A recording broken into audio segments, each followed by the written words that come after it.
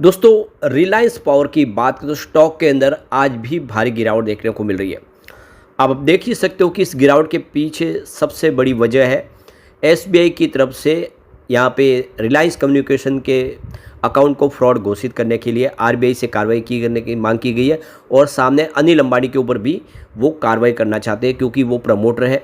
तो जो मामला पूरा देख सकते हो कि ठंडा पड़ चुका था, वो मामला फिर से उबाल मारने लगा, जिसकी वजह से अनिल अंबानी की कंपनियों में फिर से माहौल गड़बड़ हो गया, चाहे वो रिलायंस इंफ्रा हो या रिलायंस पावर हो। तो देख सकते हो कि ये पूरा मामला कहाँ जाएगा। और दूसरी तरफ देखें तो अनिल अंबानी ने कितनी मुसीबतें झेली है, कौन से उनके ऊपर इल्ज़ाम लगे और उनमें से कैसे बाहर निकले, और अब किस तरह से कंपनी की स्थिति में सुधार हुआ है, आगे क्या संभावना बनेगी, उन सारी बातों को समझने की कोशिश करेंगे इस वीडियो के माध्यम से। क्योंकि अनिल अंबानी ने बहुत ज़्यादा उतार चढ़ाव देखा है, अब उनकी कंपनियों की स्थिति सुधरने लगी, लेकिन पुराने जो मामले हैं वो फिर से एक बार सामने आए थे, सुर्खियों में आए थे, जिससे मामला गड़बड़ हो जाता है। लेकिन कंपनी कोशिश जारी कर रही है और काफ़ी सारा ग्लोबल मार्केट में बिजनेस बढ़ा रही है। ऐसे में क्या उम्मीदें आगे जानेंगे इस वीडियो के माध्यम से। लेकिन फ्रेंड्स, उससे पहले अगर आप पहली बार हमारे चैनल पे आए तो चैनल को सब्सक्राइब कर दीजिए, एक बेल आइकॉन दबा दीजिए ताकि जब भी नया वीडियो बने पहला नोटिफिकेशन आपको मिले। वीडियो पसंद आए तो लाइक से जरूर कीजिए। चलो फ्रेंड्स, वीडियो स्टार्ट करते हैं। मैं हूँ आपका दोस्त एसबी दवे और हमारे अपने चैनल ऑनलाइन कमाई में आपका बहुत बहुत स्वागत है। तो सबसे पहले रिलायंस पावर के कारोबार की बात करें तो आप देख सकते हो कि 65.85 पर इस समय स्टॉक आपको दिखाई देगा, जहाँ पे 3.23% की गिरावट है। वैसे आप देख सकते हो कि शुरुआत ही कमज़ोर हुई थी, हल्की सी तेज़ी बनने की कोशिश हुई, 67 का इंटरडे का हाई बना, लेकिन तेज़ी बन नहीं पाई क्योंकि निगेटिव खबरों का असर देखने को मिला। तो आप देख ही सकते हो रिलायंस पावर, रिलायंस इंफ्रा में आप 5% आसपास की गिरावट देखने को मिलेगी। और इसके पीछे वजह एसबीआई की तरफ से आरकॉम लोन फ्रॉड को लेकर मामले को आगे बढ़ाना, और इसने माहौल फिर से गड़बड़ कर दिया है। तो रिलायंस पावर, रिलायंस इंफ्रा इस समय गुरुवार को दबाव की स्थिति में आ गए स्टेट बैंक ऑफ इंडिया की वजह से, जहाँ पे देख सकते हो कि रिलायंस कम्युनिकेशन के जो अकाउंट को फ्रॉड घोषित करने वाली है एसबीआई, और अनिल अंबानी के ऊपर भी देख सकते हो कि कार्रवाई करेंगे क्योंकि उसका भी नाम यहाँ पे आ रहा है। तो ये देख सकते हो कि आरबीआई से उनके नाम को लेकर यहाँ पे एसबीआई ने कहा है कि अनिल अंबानी के ऊपर भी कार्रवाई होनी चाहिए। तो देख सकते हो कि फिलहाल एनसीएलटी की कार्रवाई तो चली रही है, एनसीएलटी में पूरा मामला चला गया। अब वहाँ पे देख सकते हो कि कंपनी ऑलरेडी नीलाम हो चुकी है, उसके बावजूद भी एसबीआई रिकवरी चाहती है। आप देख सकते हो कि जो नीलामी के बाद जो पैसे मिलेंगे वही इंसॉल्वेंसी प्रोसेस पर पूरा आता है, लेकिन अभी यहाँ पे देख सकते हो कि इस मामले को एसबीआई फिर से उठाना चाहता है। तो देख सकते हो कि धोखेबाज, डिफ़ॉल्ट, दिवालिया, इस तरह के अलग अलग नामों से अनिल अंबानी को नवाजा गया। अनिल अंबानी का साम्राज्य पूरा धराशायी हुआ और कई मामलों में बैंक गारंटी के जो डिफ़ॉल्ट साबित हुए। तो एक समय ऐसा भी था जब अनिल अंबानी की जो गिनती दुनिया के सबसे अमीर लोगों में होती थी, लेकिन फिर वक्त का पासा ऐसा पलटा और अनिल अंबानी का साम्राज्य ताश के पत्तों की तरह ढह गया। भारत ही नहीं, कई देशों में धोखाधड़ी के मामले, कथित फंड डाइवर्जन, फर्जी गारंटियाँ और बड़े पैमाने पर डिफ़ॉल्ट की खुलती परतों ने उन्हें अर्श से फर्श पर ला पटका। इसके बाद शुरू हुआ प्रतिबंध, दिवालिया कार्रवाई और अदालतों में मुकदमेबाजी का दौर, जिसने उनकी दौलत और शोहरत दोनों का बट्टा ढार कर दिया। उनकी कंपनियों में एक के बाद एक आप देखिए वित्तीय गड़बड़ियों के कई मामले सामने आए। और तो एक बार उस पूरे मामले किस तरह से बने उसको भी एक बार देखें तो पिछले साल अगस्त 2024 में सेबी ने रिलायंस कैपिटल की कंपनी रिलायंस होम फाइनेंस से फंड डाइवर्ट करने पर अनिल अंबानी और 24 अन्य संस्थाओं को प्रतिभूति बाजार से 5 साल के लिए बैन कर, यानी मार्केट से उनको बैन कर दिया गया। और अंबानी पर 25 करोड़ का जुर्माना भी लगाया गया। उनके सिक्योरिटी मार्केट में ट्रेडिंग करने और लिस्टेड कंपनियों में निवेश जैसे अहम पद लेने पर रोक भी लगा दी गई है। सेबी का ये बैन 2029 तक के लिए। इसी वजह से आप देखें तो अंबानी इस समय बोर्ड के मेंबर नहीं है रिलायंस इंफ्रा और रिलायंस पावर के अंदर, क्योंकि उनके ऊपर बैन लगा हुआ है 5 साल के लिए और जुर्माना भी लगाया सेबी ने। और दूसरी तरफ यूके में अनिल अंबानी को दिवालिया घोषित किया गया। 2020 में कानूनी और वित्तीय परेशानियों में फंसने के बाद ब्रिटेन की अदालत ने खुद को दिवालिया घोषित कर दिया था अनिल अंबानी ने। दरअसल रिलायंस कम्युनिकेशन को दिए $925 मिलियन के कर्ज को लेकर चीन के 3 bank, industrial and commercial bank of China, China development bank और export import bank of China ने उनके ऊपर मुकदमे की घोषणा की थी।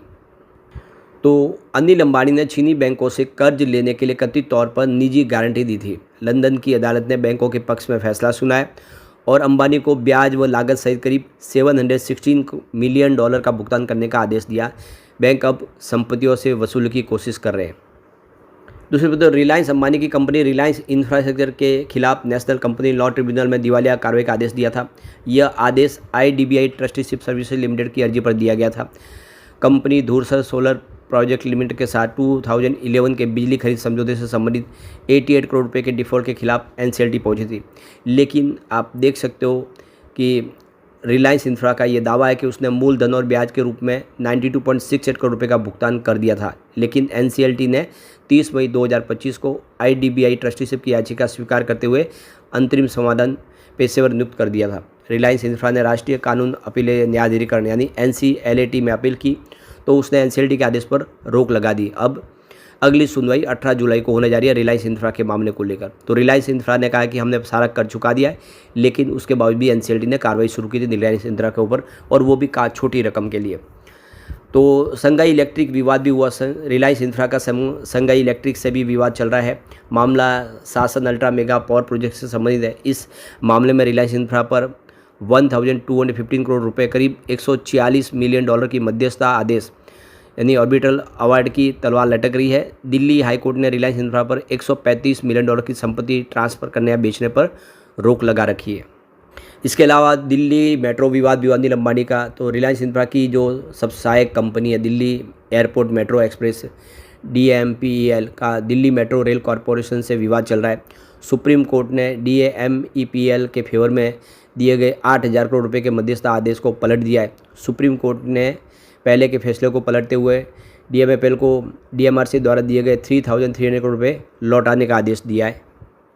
रिलायंस पावर की भी मुश्किलें हैं, जिसमें देखिए रिलायंस अंबानी की कंपनी जो है अनिल अंबानी की रिलायंस पावर को solar energy corporation of India ने पिछले साल नवंबर में 3 साल के लिए प्रतिबंधित कर दिया था। ऐसा बैटरी स्टोरेज प्रोजेक्ट की बोली में कथित रूप से नकली बैंक गारंटी जमा करने के आरोप में किया गया था। कानूनी कार्रवाई के बाद SCCI ने अपना प्रतिबंध वापस ले लिया है और दिल्ली हाईकोर्ट ने भी बैन पर रोक लगा दी है। मई 2024 में तत्कालीन solar energy corporation of India प्रमुख को रिलायंस पावर को कथित तौर पर जाली बैंक दस्तावेजों का उपयोग करके सोलर प्रोजेक्ट की नीलामी में हिस्सा लेने की अनुमति देने के लिए बर्खास्त कर दिया गया था।